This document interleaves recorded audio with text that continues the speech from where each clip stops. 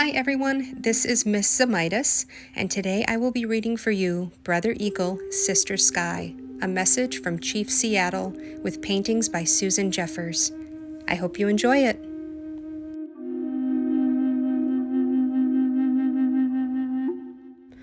In a time so long ago that nearly all traces of it are lost in the prairie dust, an ancient people were a part of the land that we love and call America. Living here for thousands of years, their children became the great Indian civilizations of the Choctaw and Cherokee, Navajo, Iroquois, and Sioux, among many others. Then, white settlers from Europe began a bloody war against the Indians, and in the span of a single lifetime, claimed all the Indians' land for themselves, allowing them only small tracts of land to live on.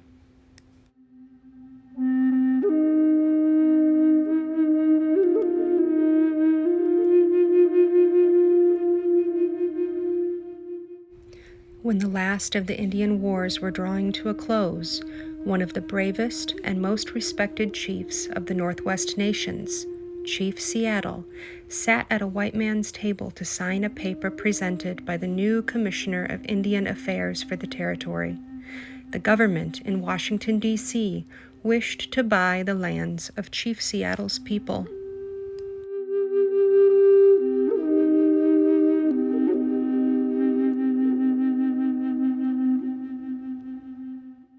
With a commanding presence and eyes that mirrored the great soul that lived within, the chief rose to speak to the gathering in a resounding voice. "How can you buy the sky?" Chief Seattle began. "How can you own the rain and the wind?" My mother told me, every part of this earth is sacred to our people. Every pine needle, every sandy shore, every mist in the dark woods, every meadow and humming insect, all are holy in the memory of our people.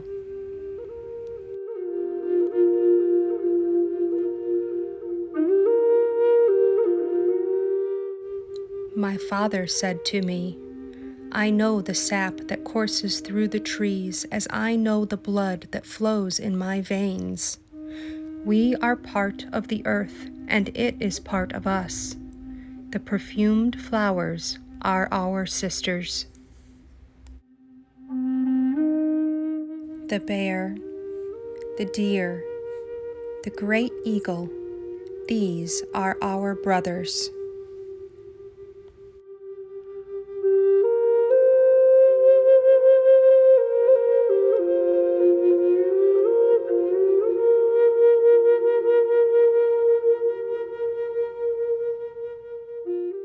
The rocky crests, the meadows, the ponies, all belong to the same family.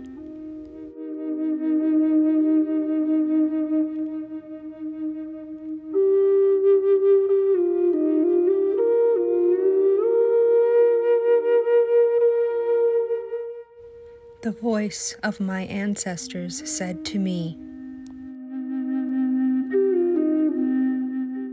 "The shining water that moves in the streams and rivers is not simply water, but the blood of your grandfather's grandfather."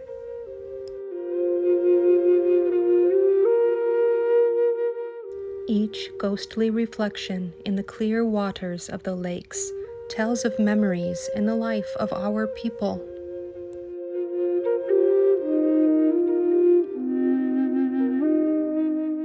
The water's murmur is the voice of your great-great-grandmother. The rivers are our brothers. They quench our thirst. They carry our canoes and feed our children. You must give to the rivers the kindness you would give to any brother.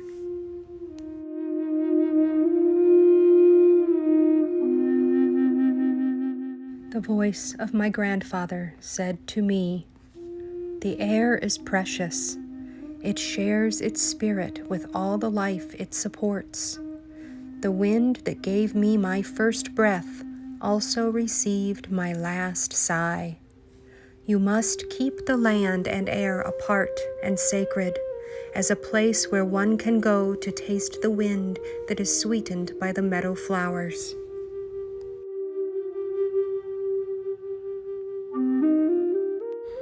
When the last red man and woman have vanished with their wilderness, and their memory is only the shadow of a cloud moving across the prairie, will the shores and forest still be here?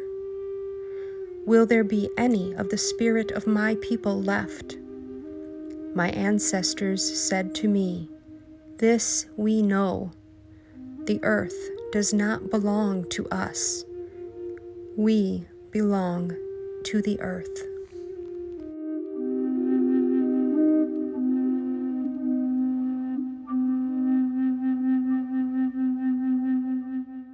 The voice of my grandmother said to me, "Teach your children what you have been taught.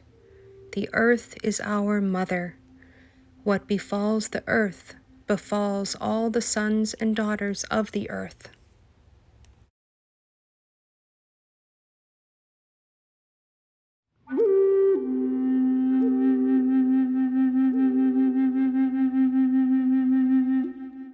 "Hear my voice and the voice of my ancestors," Chief Seattle said.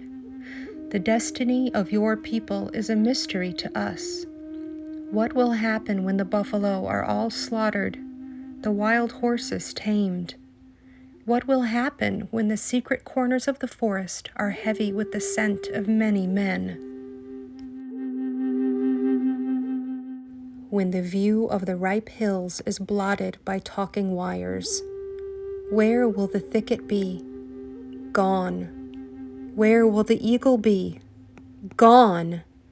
And what will happen when we say goodbye to the swift pony and the hunt? It will be the end of living and the beginning of survival."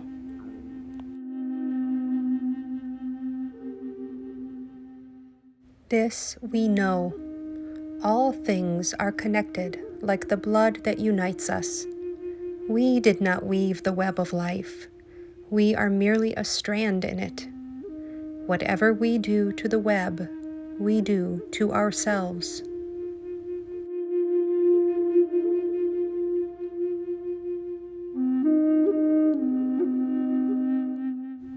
We love this earth as a newborn loves its mother's heartbeat.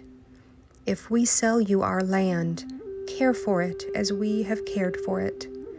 Hold in your mind the memory of the land as it is when you receive it. Preserve the land and the air and the rivers for your children's children, and love it as we have loved it.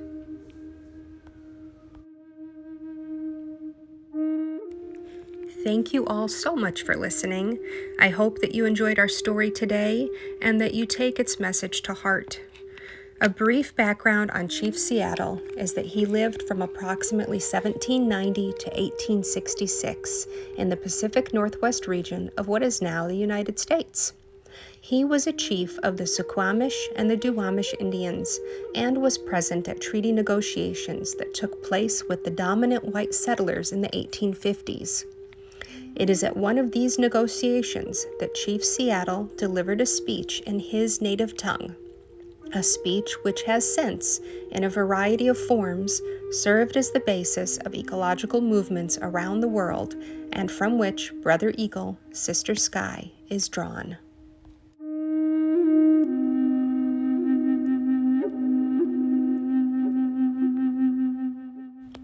The postscript by author Susan Jeffers reads, "The origins of Chief Seattle's words are partly obscured by the mists of time. Some call his words a letter, and some a speech. What is known is that Chief Seattle was a respected and peaceful leader of one of the Northwest Indian nations. In the mid-1850s, when the government in Washington, D.C. wanted to buy the lands of his exhausted and defeated people, he responded in his native tongue, with a natural eloquence stemming from his oral tradition. His words were transcribed by Dr. Henry A. Smith, who knew him well, and that transcription was interpreted and rewritten more than once in this century. Joseph Campbell adapted and brought Chief Seattle's message to a wider audience with his appearances on Bill Moyer's PBS series and in the book The Power of Myth. I, too, have adapted Chief Seattle's message for Brother Eagle, Sister Sky. What matters is that Chief Seattle's words inspired and continue to inspire a most compelling truth. In our zeal to build and possess, we may lose all that we have. We have come late to environmental awareness, but there was a thundering message delivered a century ago by many of the great Native American chiefs, among them Black Elk, Red Cloud, and Seattle. To all of the Native American people, every creature and part of the earth was sacred. It was their belief that to waste or destroy nature and its wonders is to destroy life itself. Their words were not understood in their time. Now they haunt us. Now they have come true, and before it is too late, we must listen.